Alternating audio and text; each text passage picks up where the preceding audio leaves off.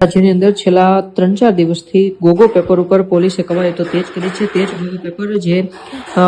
ગાંજો, drugs કે અફીણ જેવા નશાકારક પદાર્થોના સેવન માટે ઉપયોગ કરવામાં આવે છે અને તે જ ગોગો પેપર ઉપર હવે રાજ્યની પોલીસ જ્યારે અસરકારક પગલાં લઈ રહી છે ત્યારે છેલ્લા ઘણા દિવસોથી અમદાવાદ, સુરત અને વડોદરા જેવા શહેરોની અંદર પાન ગલ્લાઓ ઉપર જે પણ ગોગો પેપરનું વેચાણ કરતા હતા તેમની પણ અટકાયત કરવામાં આવી છે. અને હવે જ્યારે સુરત પોલીસ તેની ઉપર ફરી એક્શનમાં આવી છે અને હવે સુરત પોલીસે ઓનલાઈન ડિલિવરી કરતા બ્લિંકિટ જેવી એપના ગોડાઉન ઉપર કડક કાર્યવાહી કરી છે અને તેમાં તપાસ કરી છે કે ત્યાં પણ ગોગો પેપરનો જો જથ્થો હોય તો તેમને પકડી લેવામાં આવે. તે માટે સુરત પોલીસે હવે પોતાની કવાયતો તેજ કરી દીધી છે.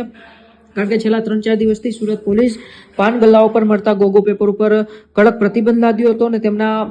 પાન ગલ્લાના માલિકોની પણ અટકાયત કરી હતી અને કડક સૂચના આપી હતી ગોગો પેપરના વેચાણ ઉપર સંપૂર્ણ પ્રતિબંધ કરી દેવો. અને ફરી એક વખત હવે જ્યારે તેમને જાણ મળે છે કે બ્લિંકિટ જેવી ડિલિવરી એપ ઉપરથી ગોગો પેપરનું વેચાણ થઈ રહ્યું છે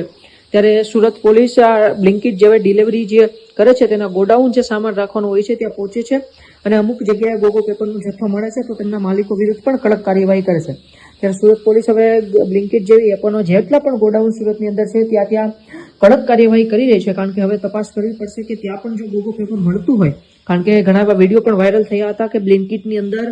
ઓનલાઈન ગોગો પેપર તમને હોમ ડિલિવરી મળી જાય છે અને તેને હિસાબે હવે જ્યારે પણ ગોગો પેપરનું જે વેચાણ પોલીસ રોકવા નીકળી છે ત્યારે હવે તેમને આ બ્લિંકિટ જેવા ગોડાઉન ઉપર પણ પોતાનું કવાયતો તેજ કરવી પડશે અને તેના પરિણામે જ સુરત પોલીસ ખૂબ જ એક્શન મોડમાં જોવા મળી રહી છે અને બ્લિંકિટ જેવા ગોડાઉન ઉપર તે અત્યારે પહોંચી રહી છે અને ત્યાં પણ તપાસ કરી રહી છે કે ક્યાંય ગોગો પેપરનો જથ્થો હોય તો તેમના માલિક વિરુદ્ધ કડક કાર્યવાહી પણ કરવામાં આવે. તો હવે સુરત પોલીસ સાથે સાથે ગુજરાત પોલીસ અનેક શહેરોમાં એક્શન મોડમાં છે. ક્યાંય પણ આ ગાંજા જેવા